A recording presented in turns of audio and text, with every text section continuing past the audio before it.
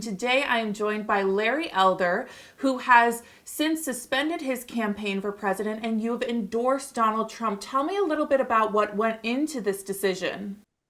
Well, the campaign had issues from the very beginning, as you know, Sarah, because the RNC would not allow me on that first debate. I met all their criteria, one of which was I had to have 40,000 individual donors. I did.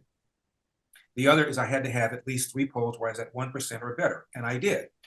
I turned all that in before the deadline. I get a phone call from Ronna McDaniel and Dave Bossy, the debate czar, and they tell me, I'm sorry, one of the polls you submitted, you can't use because it is, quote, affiliated with Trump.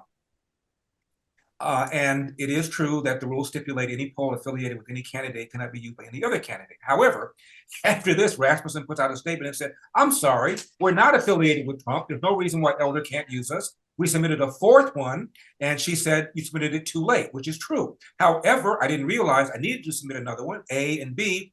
That poll had been concluded before the deadline, so there was enough wiggle room that they could have put me up there had they wanted to, but I wasn't. We filed a complaint with the Federal Elections Commission. That's going to take years to adjudicate. In the meantime, if you're not on the first debate, how in the world can you get 3% to qualify for the second debate, let alone the 4% to qualify for the next debate coming up next week? So I'm being realistic. It doesn't look as if I'm going to be able to get the poll numbers and raise the kind of money it takes to run a credible campaign. I've always run as a mega guy.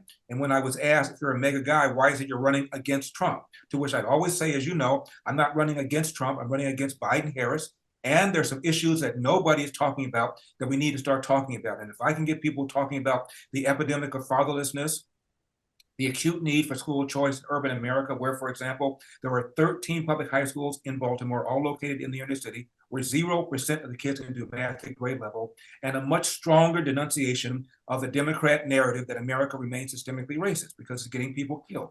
Cops are pulling back all over the country because they're intimidated, because they've been accused of being systemically racist. They're not engaging in proactive policing. In the last several years, there are thousands of people who are dead who otherwise would be alive, but for the police pulling back. So if I can get people talking about those issues, I've done my job. Fast forward, I'm invited to a private meeting with you know who at Mar-A-Lago, and this is a few days ago, Sarah, and I'm in his office, and I'm telling him I'm going to suspend my campaign and I'm going to endorse him.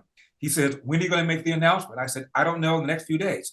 He was having a fundraiser within a few hours. He said, how about now? Why don't we go downstairs and you make the announcement at the fundraiser? So I did.